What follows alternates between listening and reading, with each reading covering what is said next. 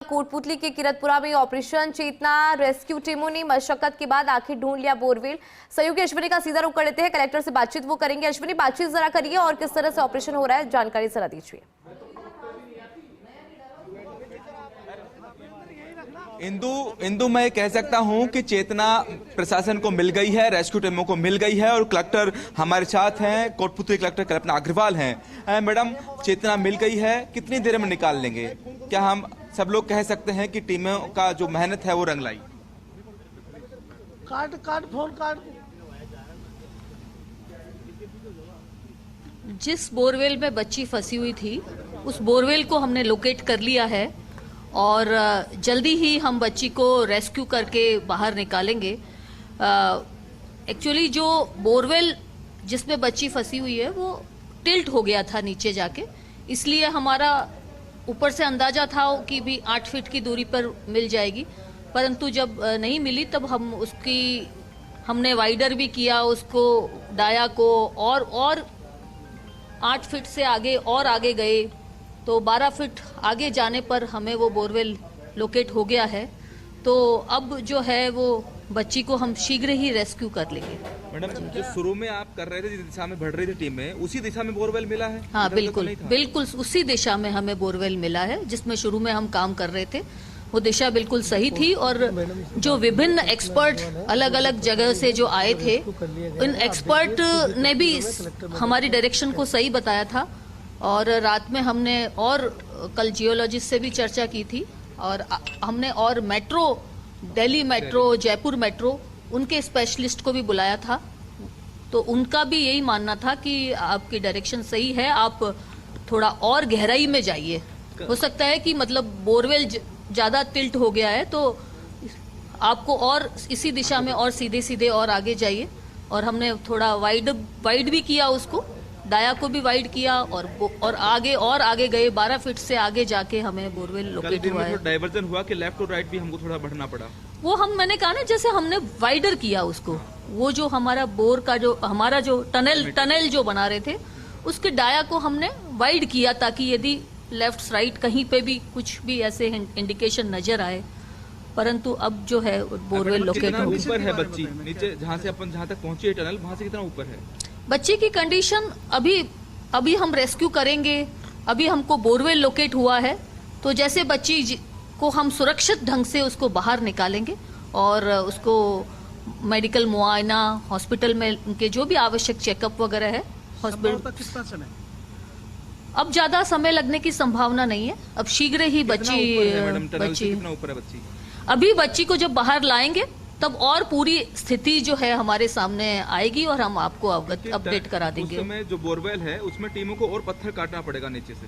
बिल्कुल, अब जो है बहुत ही सुरक्षित ढंग से, क्योंकि अब चूंकि उस बच्ची के पास पहुंच चुके हैं तो हमारी जो टीम काम कर रही है वो बहुत ही सुरक्षित ढंग से काम कर रही है ताकि हम बच्ची को सही तरीके से रेस्क्यू करके ला पाए। Thank you madam. देखिए इंदु, निश्चित तौर पर जिस तरह जिला कलेक्टर कल्पना अग्रवाल बता रही हैं, बोरवेल लोकेट कर लिया गया है, लेकिन मैं आपको बता दूं बोरवेल भी लोकेट हो गया है, बच्ची को भी देख लिया है। निश्चित तौर पर जहां टनल खोदी गई है उस टनल से ठीक ऊपर बच्ची है। हालांकि कितने फीट पर है वो अभी बताना मुश्किल है, जिला कलेक्टर ने भी उस बात का खुलासा नहीं किया। लेकिन जहां हॉरिजॉन्टल टनल बनाकर पहुंचा गया है बोरवेल तक, उस बोरवेल में ऊपर की तरफ चेतना फंसी है और वहां भी पत्थर है। तो चेतना की तरफ बढ़ने के लिए टीमों को, वो जो बोरवेल है उसकी 7 से 7 इंच की करीब चौड़ाई है, उसकी चौड़ाई को और बड़ा करना पड़ेगा, नीचे से बोरवेल को ढकना पड़ेगा और चौड़ाई करने के बाद जो चेतना है उसको नीचे उतारकर टनल के माध्यम से बाहर निकाला जाएगा। और संभवतः अगले 1 घंटे से पहले संभावना है कि चेतना को बाहर निकाल लिया जाए। लेकिन जिस तरह हम लगातार कह रहे हैं कि आज 10वां दिन है और लाइफ की जो गुंजाइश है वो थोड़ी कम हो जाती है, लेकिन ईश्वर से प्रार्थनाएं, दुआएं सब लोग कर रहे हैं कि सकुशल चेतना बोरवेल से बाहर आए।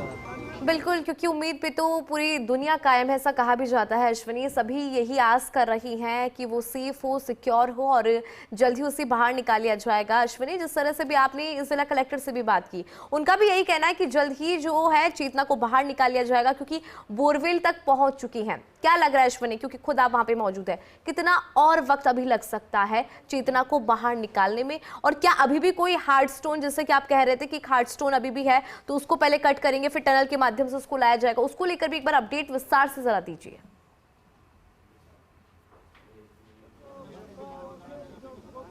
इंदु, 3 दिन पहले जब पाइलिंग मशीन से बोरिंग करने के बाद हॉरिजॉन्टल टनल खोदने की शुरुआत की गई थी, उस समय पहली उम्मीद थी कि टनल जल्दी खोदी जाएगी और जल्दी वहां तक पहुंचा जाएगा।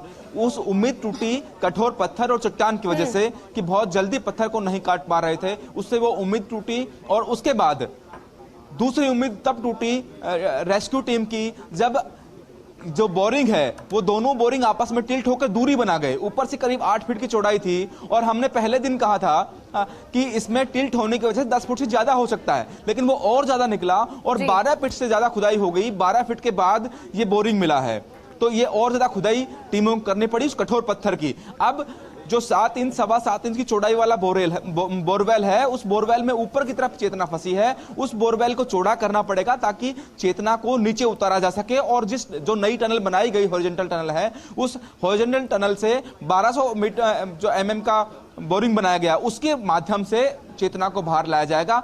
टीमें अभी काम कर रही हैं और ये संभावना है कि बहुत जल्दी कर लिया जाए, क्योंकि वहां अब जो चौड़ाई बढ़ानी है वो चौड़ाई थोड़ी जल्दी काम हो जाएगा। इससे पहले तो पूरा ब्लॉक था, सामने से दीवार होती थी टनल बनाते वक्त, तो अब दीवार नहीं है। अब उसमें 7.25 इंच की चौड़ाई वाला जो बोरवेल है वो तो बोर कटा हुआ है, उसकी सिर्फ चौड़ाई बढ़ानी है ताकि चेतना को नीचे उतारा जा सके। और जो पुराना बोरवेल है, उस बोरवेल से जो जे शेप का हुक डाला गया था और बाकी तार डाले गए थे, उनको भी ढीला छोड़ दिया जाएगा ताकि अगर उसमें अभी भी अगर चेतना उलझी हुई होगी तो थोड़ा नीचे खिसक सके और नीचे जो रेस्क्यू टीम के जो लोग हैं वो उसे पकड़ लेंगे और बाहर ले आएंगे। जी बिल्कुल, कुछ इस तरह से चेतना को बाहर निकालने की जो प्लानिंग है, जो रेस्क्यू है, वो यहाँ पर किया जा रहा है।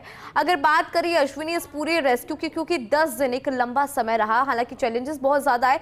जब जब टीम ने अलग तरह की प्लानिंग यहाँ पर की, कोई ना कोई चैलेंज यहाँ पर सामने आ जाता था। कभी हार्ड स्टोन आ जाता है, कभी क्या चीज सामने आती है, कभी लगता है कि अलग ही डायरेक्शन में जो बोरवेल है उसे खोदा गया, लेकिन अब सब कुछ क्लियर हो चुका है। अब बस इंतजार है चेतना को बाहर निकालने का। अश्विनी, मौके की बात करें, अभी भी कितनी टीम्स वहां पर है, उसको लेकर क्या जानकारी आपके पास?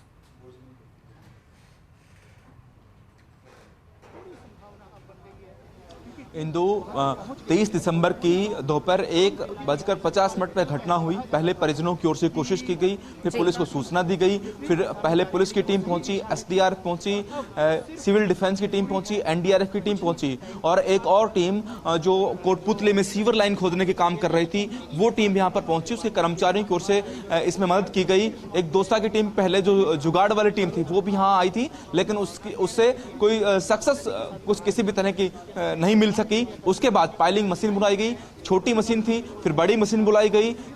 200 फुट तक बोरवेल काटने वाली ये मशीन थी, ये मिट्टी तक काट पाई, लेकिन कठोर पत्थर आने के बाद इस पाइलिंग मशीन को भी बोरवेल काटने में ज्यादा समय लगा और इसका और बढ़ गया। हालांकि इसमें एक बात और इंदु में जोड़ना चाहूंगा कि जब प्लान ए यूज किया जा रहा था, उसके पैरेलल ही प्लान बी को यूज नहीं किया गया, इस कारण से और देरी बढ़ी। अगर प्लान ए के साथ प्लान बी को यूज किया जाता, हालांकि प्रशासन का मानना है कि वाइब्रेशन के कारण उन्होंने शुरुआत नहीं करी कि कहीं वाइब्रेशन से चेतना को और ज्यादा नुकसान नहीं पहुंचे, लेकिन अगर वो प्लान बी को साथ साथ शुरू किया था, शायद चेतना को लाभ हो सकता था, फायदा हो सकता था। लेकिन पाइलिंग मशीन से करने के बाद नीचे कठोर पत्थर मिला, उसमें वक्त लगा, बारिश ने वक्त लगाया और फिर हॉरिजॉन्टल जो टनल खोदी गई, उसमें कठोर पत्थर के कारण जो टीम थी उन्हें खुदाई करने में बड़ी मुश्किल का सामना करना पड़ा। अब टनल पूरी खोदी जा चुकी है, अब उस बोरवेल को ढूंढा जा चुका है जो लगातार डिसलोकेट होने की बात थी, लगातार नहीं मिलने की बात 3 दिन से थी। आज वो सुबह रेस्क्यू टीम को वो बोरवेल मिला, उसके बाद बोरवेल को अब चौड़ा करने की जो कोशिश है वो शुरू हो गई है। नीचे 3 लोग काम कर रहे हैं ताकि बोरवेल की चौड़ाई बढ़ा सके और चेतना को नीचे उतारा जा सके। जैसे ही चेतना को नीचे उतारा जाएगा, वैसे ही चेतना को ऊपर लाया जाएगा।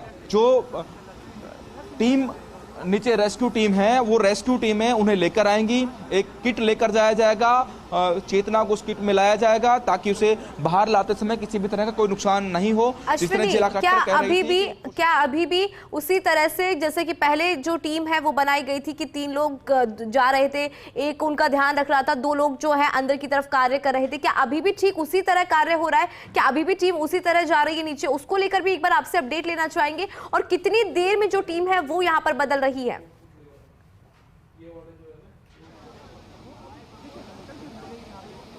देखिए, अभी तक जो रात्रि में टीम लग रही थी वो 3 घंटे से ज्यादा टाइम तक एक ही टीम काट रही थी। उसके बाद अब सुबह जब हुआ है तो बारी बारी से कम कम समय में टीमें बदली हैं ताकि नीचे दूसरे एक्सपर्ट लोग भी जाकर देख सकें। एक टीम जाकर कटाई करती है पत्थर की, उसके बाद दूसरी टीम जाकर देखती है कितनी कटाई हो चुकी है। सबसे पहले मैं एक और बताऊं कि जब ये तय हुआ कि बोरवेल नजदीक है तो सबसे पहले आवाज बदलने की जो सूचना रेस्क्यू कर रही टीम ने दी थी कि जहां पर वो हैमर चला रहे हैं, जिसकी बिट चला रहे हैं, तो बिट की आवाज बदल गई है।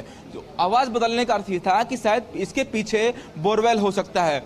पूरी पीछे चट्टान होने के कारण अलग आवाज आ रही थी, पीछे खाली स्थान होने के कारण ज्यादा अलग आवाज बदल गई थी। तो जैसे ही आवाज बदली तो पहला संदेश इनको मिला कि यहाँ पर बोरवेल हो सकता है। उसके बाद बिट चलाई गई, तो बिट जब आर पार क्रॉस कर गई तो ये लगा कि पीछे बोरवेल है, और थोड़ी दूर तक तो पत्थर में बिट गई। उसके बाद बिल्कुल आसानी से बिट पीछे निकल गई तो लगा कि बोरवेल यहाँ पर है। उसके बाद वहां पर पत्थर तोड़ा गया, और वो जो पहली सूचना थी उससे ही जो टीम है उसको कहीं ना कहीं आसानी हुई ये समझने में कि अब उन्होंने बोरवेल खोज लिया है, और अब बोरवेल खोजने के साथ ही वो चेतना तक पहुंचने में उन्हें और आसानी होगी। अभी 1-2 लोग और एक्सपर्ट नीचे उतारे जाएंगे, और एक्सपर्ट उतारने के बाद ही जो चेतना है उसको बाहर निकाला जाएगा।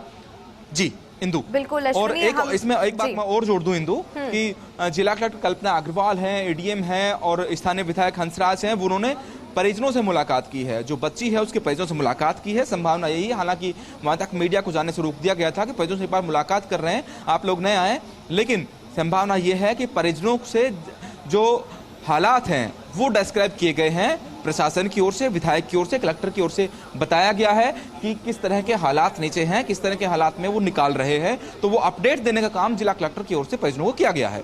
जी बिल्कुल अश्विनी, और कैसे ये पूरा ऑपरेशन चल रहा है वो हम अभी भी तस्वीरों में देख सकते हैं कि किस तरह से रेस्क्यू ऑपरेशन यहाँ पर चल रहा है। टीम लगातार यहाँ पर कार्य कर रही है, लेकिन अश्विनी कहीं ना कहीं एक फेलियर तो है यहाँ पर, और वो ये कि प्लान बी अगर होता और वेरी फर्स्ट डे से अगर हम प्लान बी को साथ में लेकर चलते तो रेस्क्यू ऑपरेशन थोड़ा सा और ईजी होता, और चेतना शायद अभी तक बाहर भी निकल गई होती। लेकिन प्लान बी पर हमने फोकस नहीं किया, सिर्फ एक प्लान के भरोसे चलते रहे, तो कहीं ना कहीं ये तो फेलियर है अश्विनी यहाँ पर।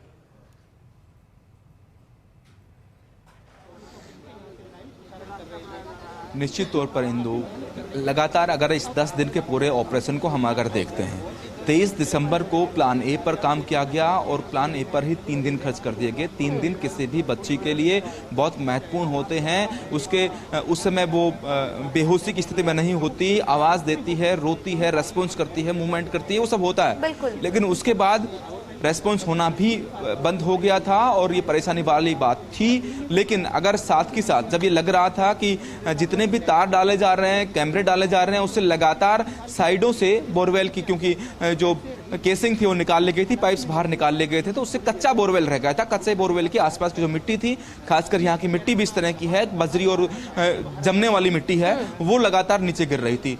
ये प्रशासन को, रेस्क्यू करने वाली टीम को थोड़ा और फोकस करना चाहिए था कि जिस तरह मिट्टी नीचे गिरेगी उससे परेशानी बढ़ेगी, और वो परेशानी बढ़ी जब मिट्टी ज़्यादा गिर गई। और एक बार बच्ची चेतना का जो स्वेटर उसने पहना हुआ था उसमें हुक भी उलझ गया था। जो प्रशासन, ये टीमें लगातार रेस्क्यू टीम कोशिश की तो हुक उलझ गया था, खींचने की कोशिश की थी, लेकिन उस दौरान मिट्टी गिरने से खींच नहीं पाए। 15 से 20 फीट तक ऊंचाई की बात हुई थी कि 15 से 20 फीट तक ऊपर चेतना आई थी, लेकिन फिर वापस हुक छूटा और शायद चेतना और नीचे 20 से 25 फुट नीचे निकल गई, और वही परेशानी ज़्यादा बढ़ाने वाली बात थी। उसके बाद पाइलिंग मशीन लगाई गई। पाइलिंग मशीन भी चूंकि चेतना बहुत नीचे चली गई थी, जहां पथरीला इलाका है वहां तक चली गई थी, इसलिए पथरीला इलाका तक पाइलिंग मशीन से पहुंचा गया, पत्थर काटे गए, और टनल जो पूरी बनाई गई वो भी पूरी कठोर चट्टान वाली थी। अगर उससे पहले पाइलिंग मशीन चलाई जाती तो संभावना ये थी कि जहां तक मिट्टी थी और मिट्टी में ही जब चेतना थी तो शायद ये टनल जो काटनी पड़ी, ये सोइल होती, थोड़ा सा आसान हो जाता जाती। प्लान बी पर अगर शुरुआत से काम यहाँ पर अश्विनी किया जाता। बहुत शुक्रिया, तस्वीरें आपने दिखाई और इस पूरे ऑपरेशन को लेकर बड़ा अपडेट आपने साझा करा।